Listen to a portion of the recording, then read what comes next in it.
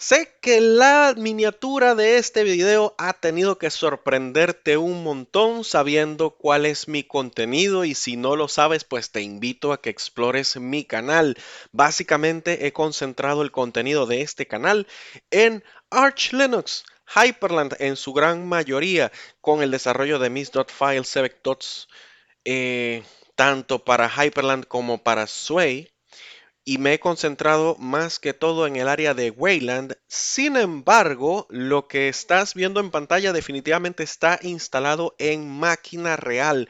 Ubuntu 24.04.1 es la última versión LTS y la tengo instalada en mi computadora. Todo tiene una explicación y con todo el gusto del mundo se las voy a ofrecer. Así que vamos a comenzar.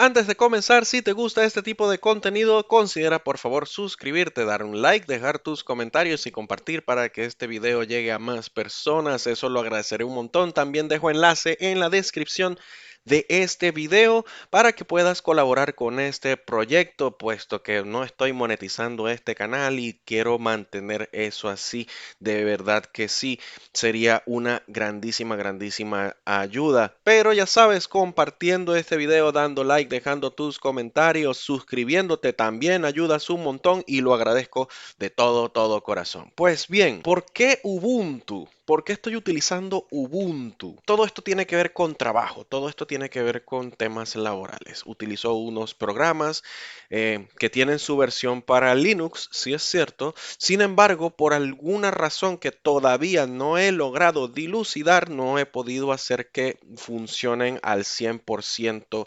dentro de Arch Linux.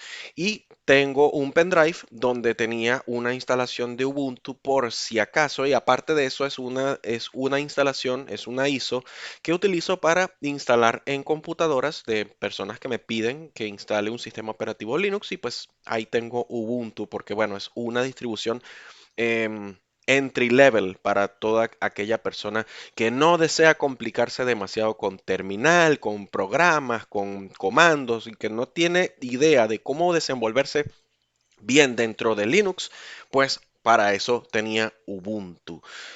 Sabiendo las características de esta distribución, decidí instalarla y la he estado utilizando de manera consecutiva todos estos días, así que tengo mis apreciaciones con respecto a eso.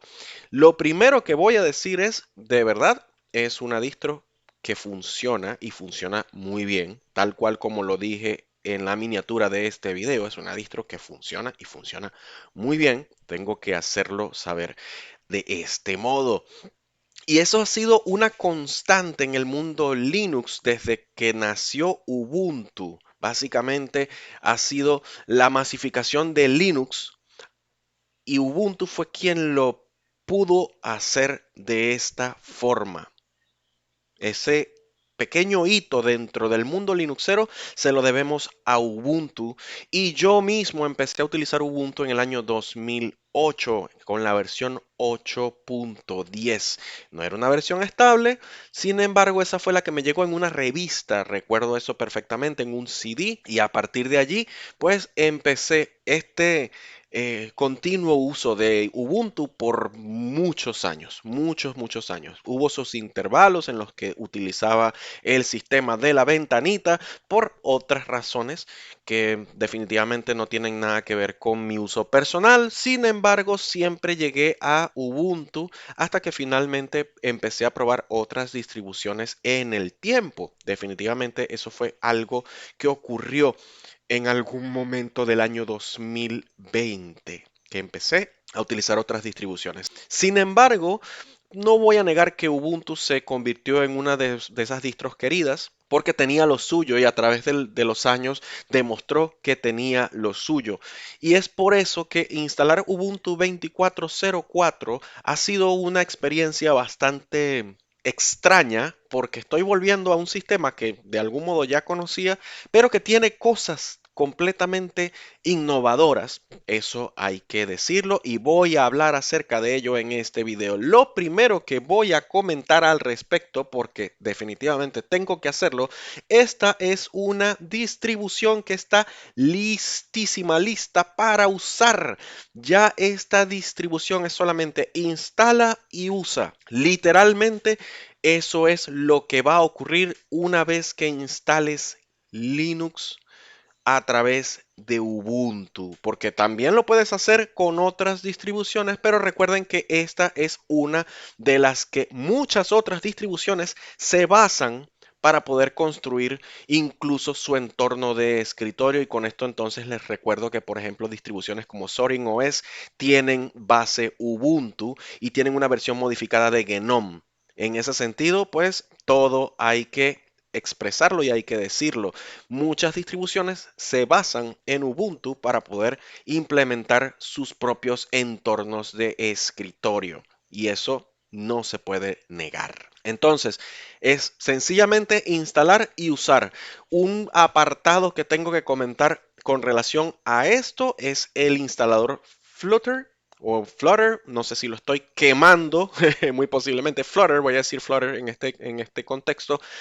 Ese instalador fue mejorado de una manera sustancial al punto de que permite muchas cosas bastante interesantes. Es rápido, es ágil y permite cosas que Ubuntu en sus versiones anteriores de hecho no permitía. Voy a mostrarlo en un NeoFetch para que vean. Acá tengo, bueno, de hecho ni siquiera necesito abrir el NeoFetch, voy a expandir la pantalla y tengo 1790 paquetes. En algún momento en mi Arch Linux llegué a tener tantos paquetes como eso o incluso un poco más. ¿Ok? Pero bueno, yo instalé muchísimas cosas. Aquí sencillamente todas vienen por defecto porque, como les acabo de comentar, viene lista para usar. He instalado otros paquetes. Mi versión de Ubuntu es la más mínima de todas porque en el instalador Flutter definitivamente puedo seleccionar si quiero una experiencia completa con las aplicaciones que vienen por defecto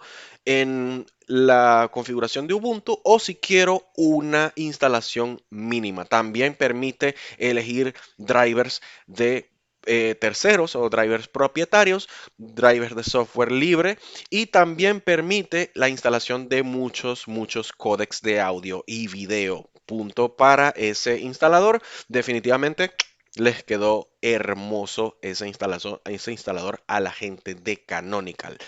Punto número 2 al respecto es una distro completa. Y bueno, va de la mano con lo que acabo de decir. Al ser una distro completa, básicamente esto es plug and play. Literalmente lo que conectes a la computadora va a ser reconocido prácticamente de manera inmediata. Una de esas cosas, bueno, y esto tiene que ver directamente con el kernel, enchufar el teléfono y que lo reconozca como una unidad externa no fue sino una operación de conectar el teléfono y ya. Luego expandí un poco la cosa y llevé todo esto a instalar complementos.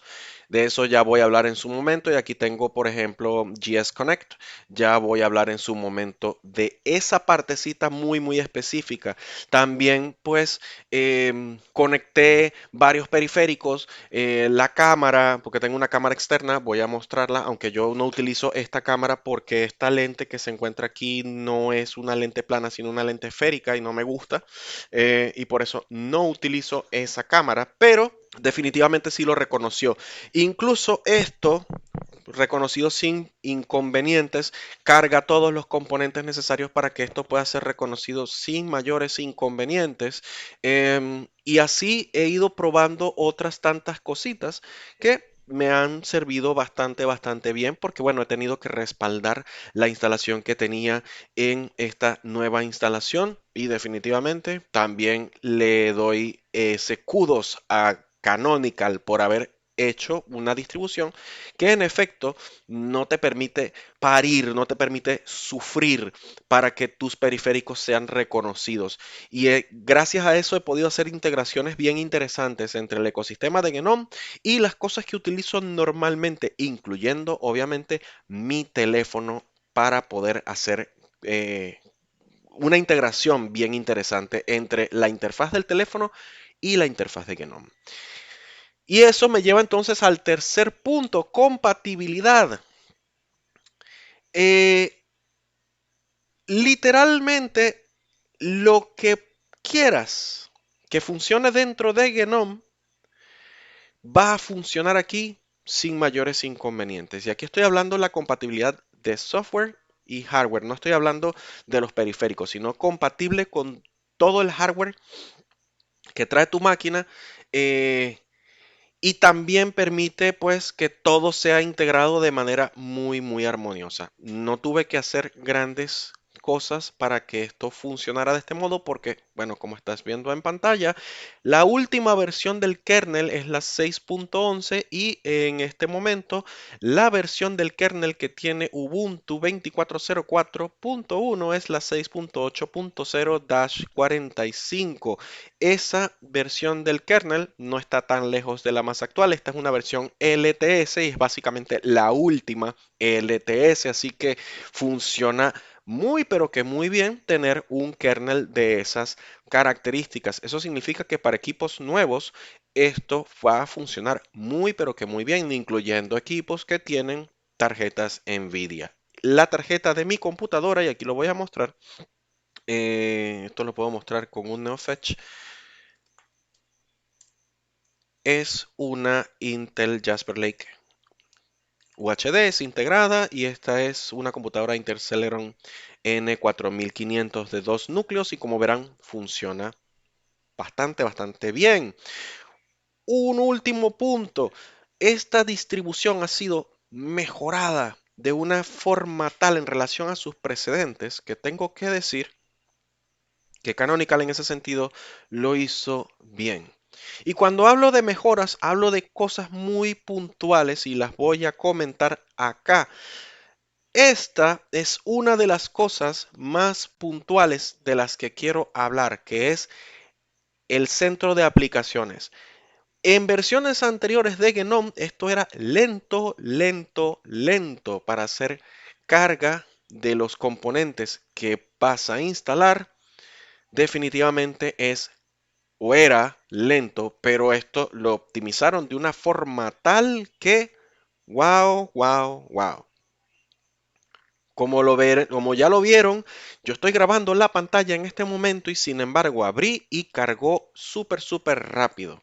En ese sentido, la carga de los componentes es mucho más efectiva, es mucho más rápida y todo lo que tiene que ver con el ecosistema de Genome carga y cargará muy pero que muy rápido. Pero como no todo es color de rosa, voy a hablar entonces ahora de las cosas que tienen que ver con lo negativo, lo que encuentro yo negativo de Genome y esto estará sujeto incluso a interpretación de ustedes. Así que sencillamente es un tema que quiero comentar en función de este video. Lo primero es el uso de recursos. Esa captura de pantalla que estás viendo en este momento es una captura que hice apenas encendí la computadora y esa es mi sesión de Wayland. O sea, que si tienes una computadora de 2 gigabytes de RAM, olvídalo, esta distribución ya no es para ti. Esto no era así en el pasado, debo recordarlo, porque yo tenía tenía una computadora de menor prestación o de menores características y con todo y eso Ubuntu corría satisfactoriamente bien. Esta última versión está más orientada, puedo decirlo de este modo, hacia equipos mucho más nuevos. Y en este sentido voy a detenerme un poco porque sí, esto puede ser considerado un punto negativo, pero no necesariamente tiene que ser un punto negativo y lo voy a ejemplificar muy sencillamente. Resulta que hay una mala concepción de las cosas en donde se dice, donde se opina que Ubuntu, o mejor dicho, ni siquiera voy a hablar de Ubuntu, voy a hablar de Linux en general, que Linux está diseñado para revivir dinosaurios. Si bien eso es cierto, ¿por qué tienes que limitar el uso de una distribución Linux solamente para eso? Si es cierto, muchas personas están buscando una segunda vida para su ordenador y eso definitivamente Linux te lo va a ofrecer.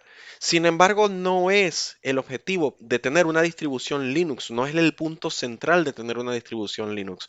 Básicamente es el acceso al software libre, pero ¿quién te dice o quién les dice a ustedes que el Linux solamente debe estar limitado para revivir una computadora que ya no tiene vida bajo Windows o bajo Mac OS? Creo que en ese sentido tenemos que expandir un poco la mente y pensar que tenemos la posibilidad de tener sistemas operativos modernos de altas prestaciones bajo un entorno Linux. Y en ese sentido me voy a permitir incluso traer a colación en este video Garuda Linux, que si bien no es exactamente tan poco de mi agrado, para que funcione bien, Garuda Linux necesita por lo menos 4 gigabytes de RAM. Y eso lo dice en su website.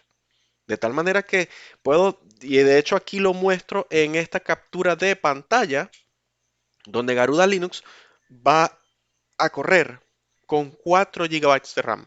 Entonces hay que tener un poquito de criterio y conciencia para entender que Linux no necesariamente tiene que ser para revivir computadoras viejas. Así que esto del uso de la memoria, oye, si tienes una computadora de 16 gigas, de 8 gigas, puede no molestarte. Si tienes una computadora de última generación, podría no molestarte. Así que esto hay que tomarlo con pinzas. En este sentido, pues muestro una vez más mi terminal para abrir un HTOP y voy a mostrar el consumo que tiene en este momento y el uso de recursos que tengo. Estoy grabando la pantalla y tengo 2 gigas de memoria RAM utilizada de 4 posibles. ¿Por qué? Porque bueno, aquí solamente se reconocen 3.63 gigabytes, o sea que estoy básicamente como un 50 y tanto, 60% aproximadamente, y de hecho accede a la memoria swap cuando los recursos se disparan.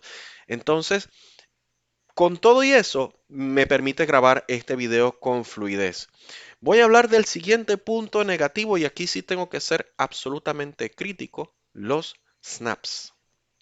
Sí, el sandbox de los snaps ha sido optimizado por Canonical, sí es cierto, pero también es muy cierto que son paquetes pesados, muy pesados.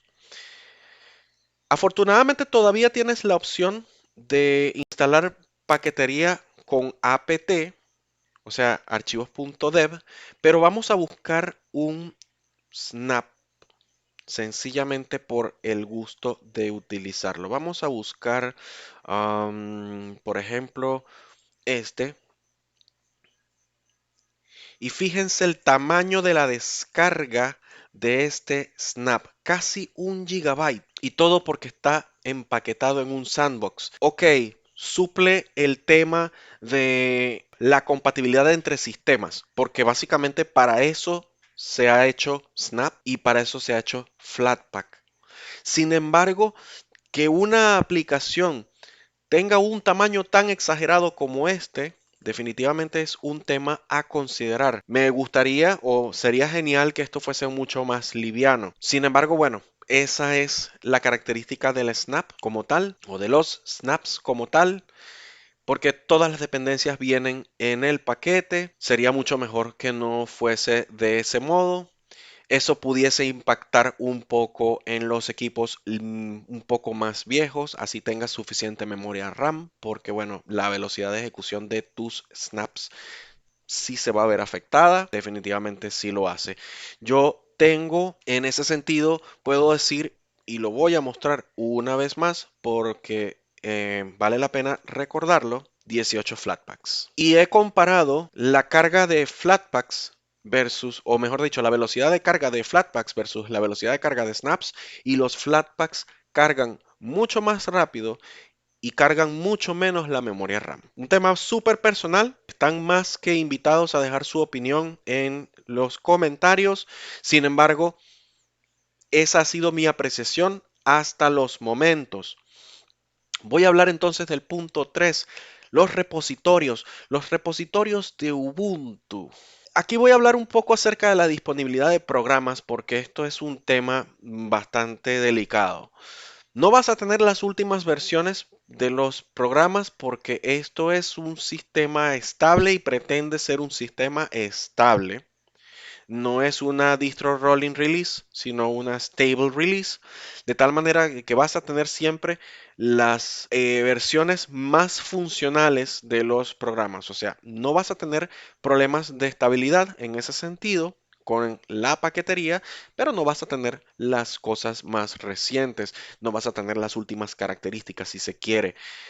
Esto entonces lleva a un punto de que si por alguna razón quieres instalar algo un poco más nuevo, el procedimiento para hacerlo es un tanto engorroso, no es nada amigable con el usuario, eso tengo que decirlo también, cosa que del lado de Arch Linux, por ejemplo, por citar un ejemplo, es un tema un poco más agradable. Es sencillamente agregar, por ejemplo, el repositorio AUR y luego instalar.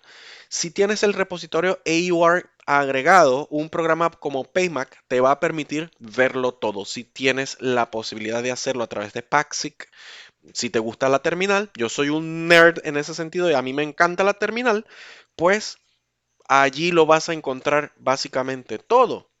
Puedes instalar programas como por ejemplo BAU, que tengo video acerca de ese programa y básicamente hace lo mismo en un entorno Python, bien interesante por cierto ese programa, y eso es en Arch Linux. Acá en Ubuntu tienes que agregar un repositorio PPA y eso tiene su procedimiento, así que esto no es tan user friendly, no es tan amistoso con el usuario, lo meto entre los puntos negativos. Esto siempre ha sido un tema de Ubuntu, no es nuevo de esta versión, sencillamente quiero remarcarlo en este momento. Punto 4 y súper importante al respecto a la personalización. Gnome, aquí es un tema de Gnome, es un tema de GTK4, es un tema de gustos, de Canonical, porque esta es una versión de Gnome hecha para Ubuntu y es un tema súper general.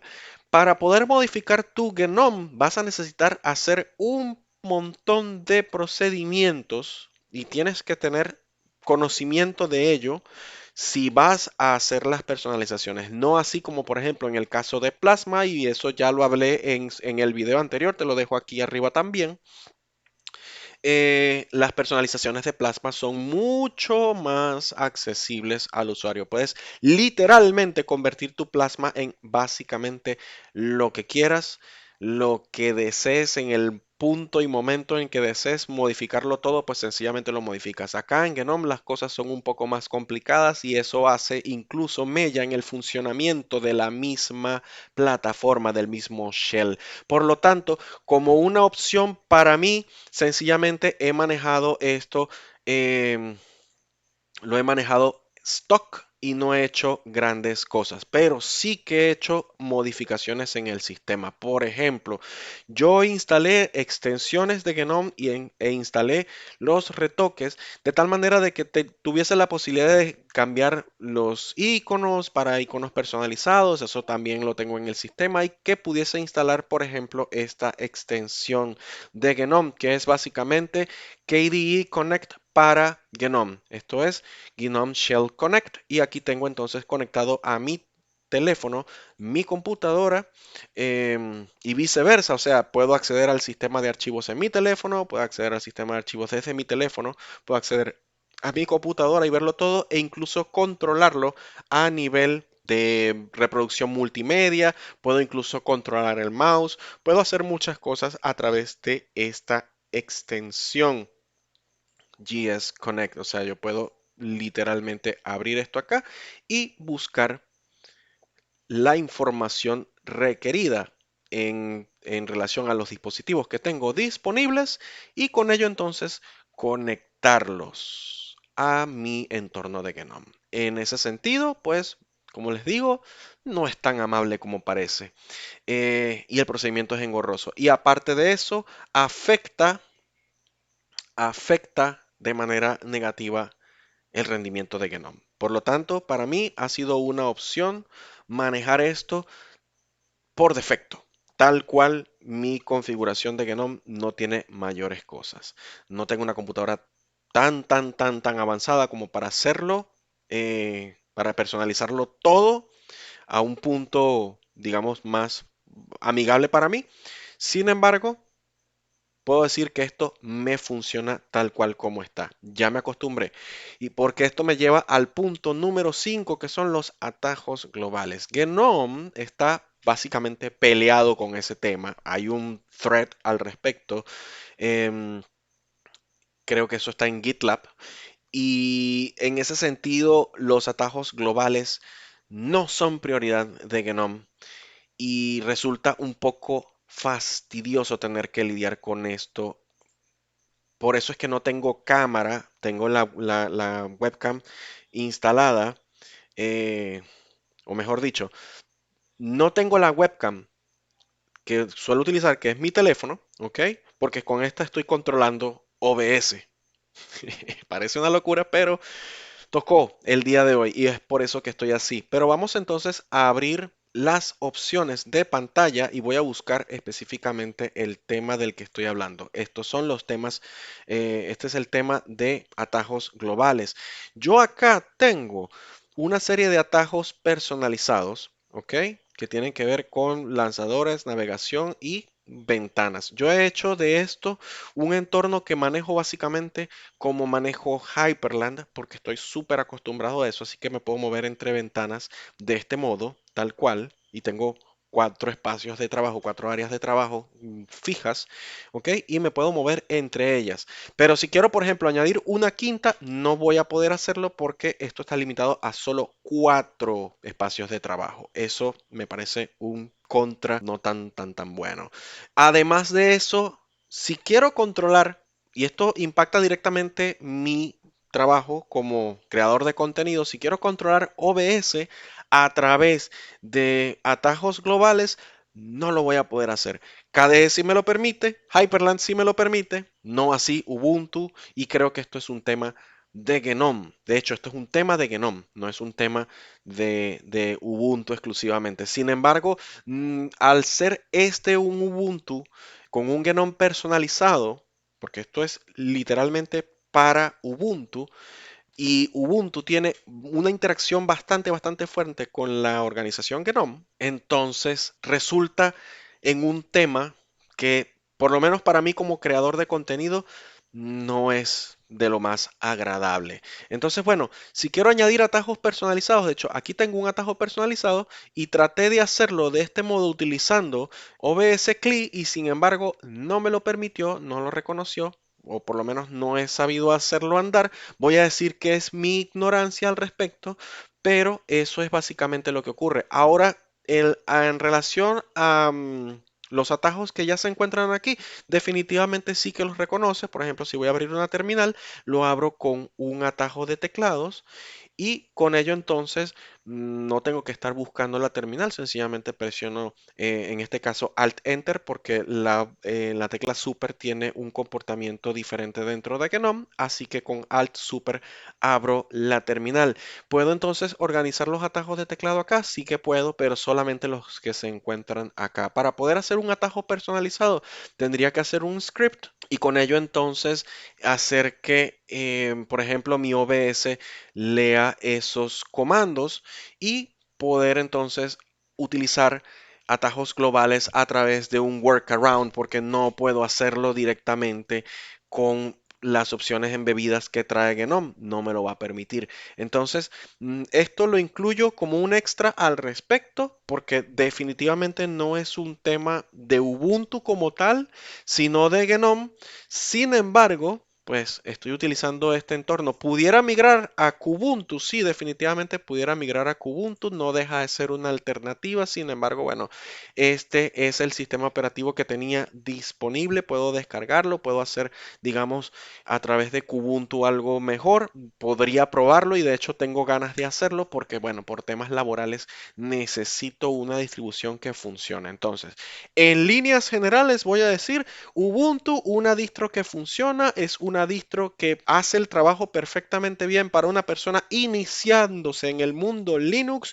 Voy a decir que la recomiendo con un pero Voy a decir que si quieres entrar al mundo Linux, puedes hacerlo perfectamente a través de Ubuntu si tienes una computadora que te lo permita, si tienes una computadora que tenga las características necesarias para correr esto, porque ya no es tan amigable con los recursos como solía serlo. Si tienes una computadora de esas características y quieres probar un sistema operativo robusto, confiable, actualizado y que al mismo tiempo sea compatible con básicamente todo, pues Ubuntu es tu opción más obvia. Recordando que básicamente la masificación de Linux comenzó a través de Ubuntu. Pero quiero saber qué opinas. ¿Cuál es tu opinión acerca de este sistema operativo? ¿Te gusta? ¿No te gusta? ¿Lo utilizas? ¿No lo utilizas? Me encantaría verlo en los comentarios. Así que con esta me despido por el día de hoy. Nos vemos en el siguiente video. Chao, chao, chao.